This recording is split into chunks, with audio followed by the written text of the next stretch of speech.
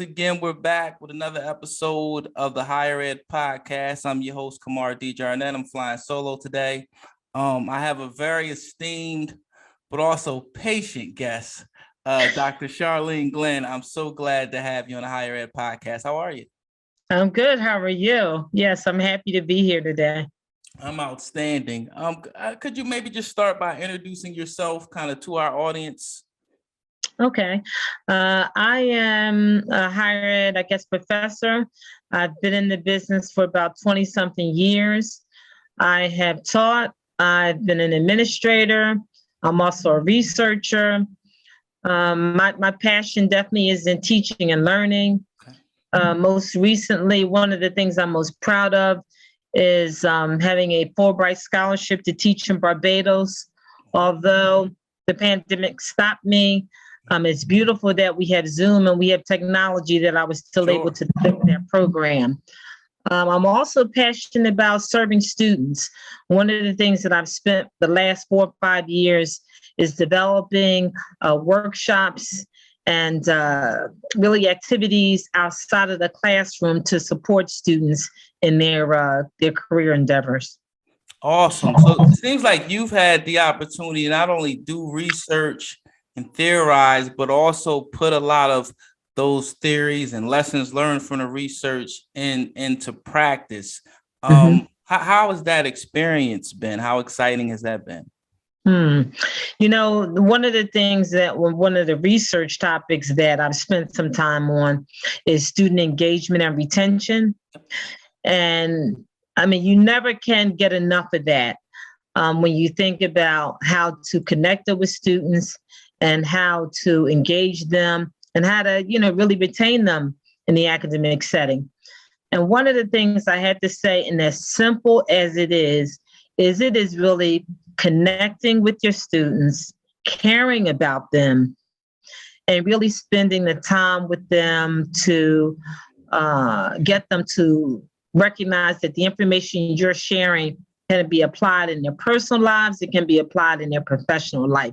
So it's not just a professional thing. It's also how these things can connect with them personally. Sure.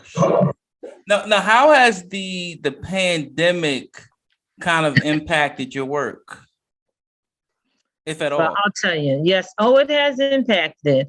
One of the beauties I have to say is there's been some downsides and some upsides.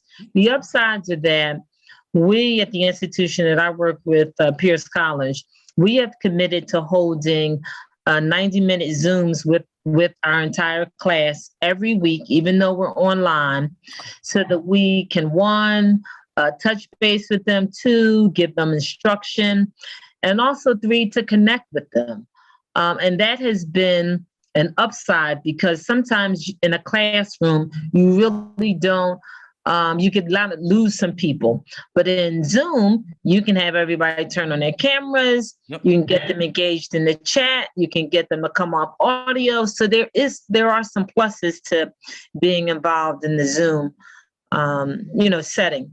Now, the downside with this whole pandemic is, people are dealing with issues. They're sick, their family's sick, they've lost loved ones, the challenge of balancing, their children at home, spouse at home, pets at home. And so if there's one thing that I've learned from this process is we've had to be patient with students. We've had to give them extensions if they needed it. Maybe in the past, we probably have not been so lenient, but this is a time where we have got to really go above and beyond and try to support our students and understand that sometimes they can't meet these deadlines because of things that are happening in their lives. Sure. Yeah, it's been an amazing transition. Now, you're also, if I'm correct, facilitating a series kind of dealing with growth mindset for mental toughness and strategic thinking and planning. Is that correct? Yes, it is. You know what? Over the summer, after, just this whole fallout of the pandemic, thinking about all the social justice issues that we're seeing, running through the news, I said, I need to pull together a series that can really speak to students' mental agility, mental toughness, how to help them just get through everything that they're dealing with, along with dealing with school. Sure. And so I came up with this series called Level Up Your Mindset. Oh.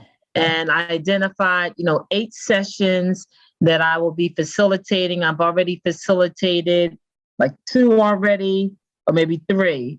And I'm getting ready to facilitate a session on mindfulness, or mental agility. I'm looking at social intelligence. I did something on growth mindset. And I have to say, the students are really taking a hold of it. They've attended. We've made this series available to our undergraduate students as well as alum. And we're also making it available to students who are considering attending the college, to maybe encourage them to kind of get a taste of what the college has to offer. And I really am getting some good participation, and students are really actively involved in it, and they are speaking to me in terms of the benefit that it's really helping them this term.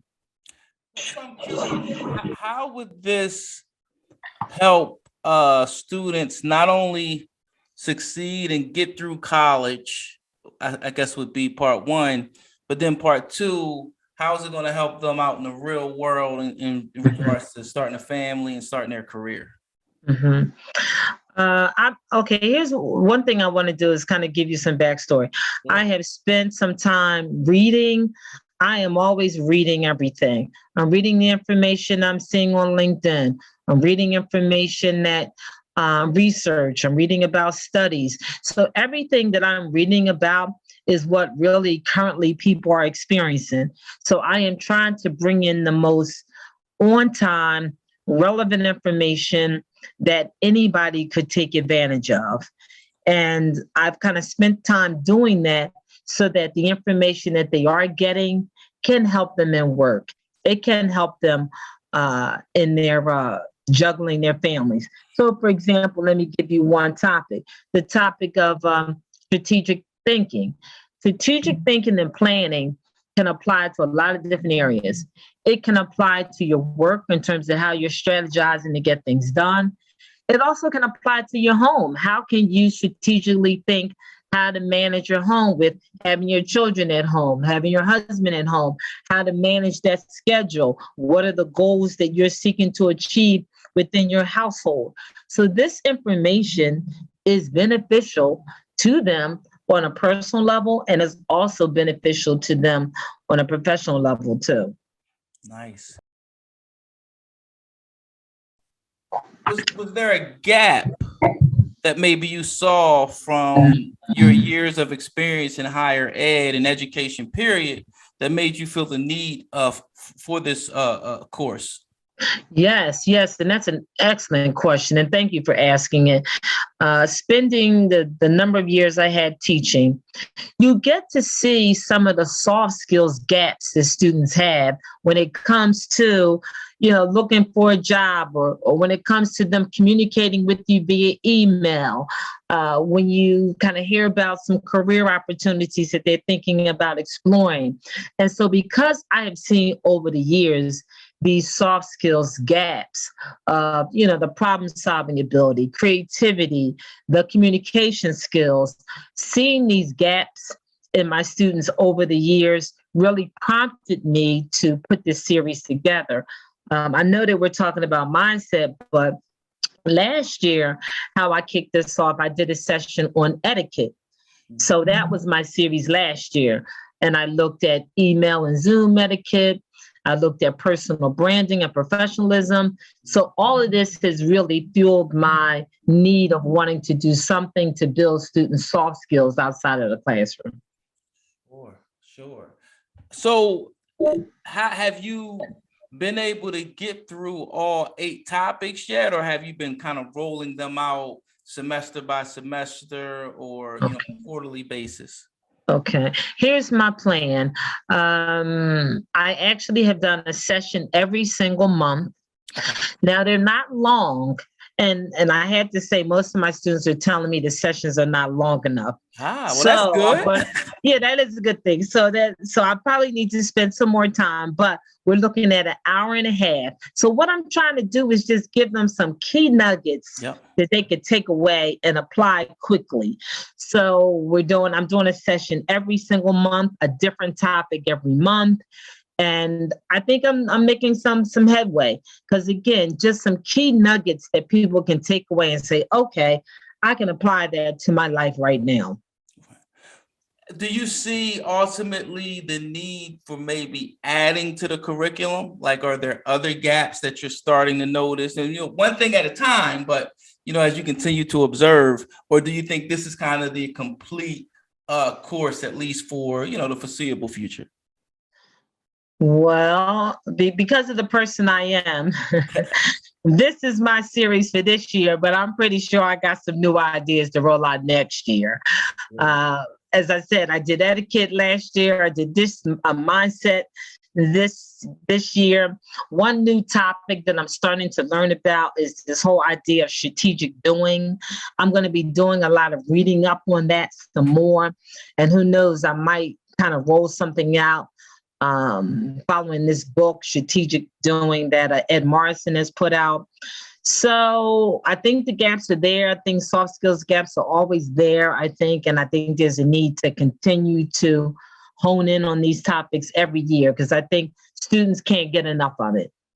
No, that makes a lot of sense. And I think one of the things that, the pandemic kind of highlight or exposed is that, there's additional education that's needed, right? Whether it's financial literacy, the strategic thinking and planning and growth mindset, and just kind of a lot of the things that you outlined in your course that people aren't getting. And it seems like it's become more of a hunger for it, now, which kind of makes me, curious to your thought on, what does higher ed 2.0 look like, right? Like, what is higher ed going to look like 5-10 years from now, when you've got Google with these 6-week courses and, people wanting to go rate the work and speed and, just kind of all of these things that are really kind of converging on us today. Like, how do you see that materializing, 5-10 years down the future? I know you thought about it. I have.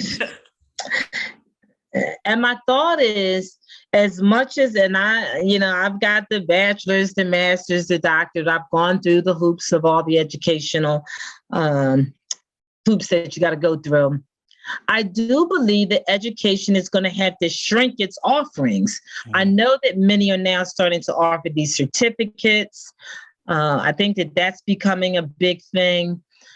But I really think that they're going to be shorter degree requirements now. I think a 4-year might not necessarily be the time commitment that people can make. Sure. I also think that the education has to be tied around people's jobs. Yeah. It's got to be tied around their jobs and make it beneficial for them. Because if you don't see the connection to what you're doing on a day-to-day basis, at least for right now, for where people are, it doesn't make sense for you to do. It doesn't make sense for you to go and spend $60,000, $70,000 on a degree if you can't see the benefit that you can connect to your job. And I say that because I primarily work with adult students. Sure. So I'm not working with primarily, right out of high school type students. So most of the students I work with are adults. They're working. They're looking at how they can advance themselves, how they can get promoted. And I think we got to look at this idea of shorter programs. And we've got to compete with the Udemy's and the Thinkifics and all these other people that are putting out programs in a shorter time frame that people can, again, sign up, pay $200 and learn a similar, content, maybe not to the detail of a college course, but still they're getting the basics. So I think we've got to look at how education can produce some of these courses in a shorter period of time to meet the immediate need that individuals are seeking, I believe. Absolutely. Do you see any challenges to that? From, universities, colleges, career schools, Yeah. governmental, like anything, any challenges that would stop, the shortening of it, or, making it more specific to the career field? Yeah. Well, I thought about that too. In my study of agility and how organizations can move themselves to this whole idea of a design thinking and agile organization, unfortunately, higher ed has been antiquated in some way by having all of this bureaucracy and all these layers of, management and departments. And we're not as agile as we need to be. Sure. We need to be a little bit more agile, be a little bit more risk takers. And I'm not saying take risks that are not good ones, but educated risks that we can push out some programs a lot faster. I think we take too much time going through the curriculum committee, going through this committee and that committee in order to get something approved, when by the time we go through that, really the society has moved on to something else. Yeah. We're just catching up. So I just think that higher ed needs to look at how they can be a little bit more agile in their thinking, lower some of these levels of bureaucracy, and look at how we can come up with some programs a lot faster.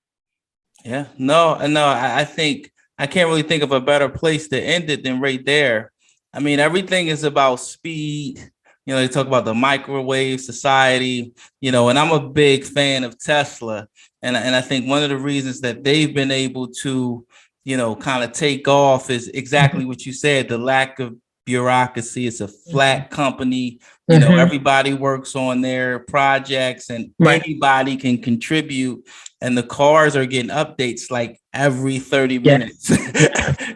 So yeah, it would be beautiful if we could get curriculums updated at that speed. So I definitely can identify where you're going with that. And I really appreciate you joining the Higher Ed podcast. This was great. And we're actually having a panel soon with the difference between academic affairs and student affairs. And I may reach out to you to be on that panel because I'm pretty sure you'd have some great insight with it. Okay. But I've got some academic affairs, people, the student affairs people. So we're going to try to have some fun with it, but really exchange some ideas. Good. What can come out of it. So sounds fun.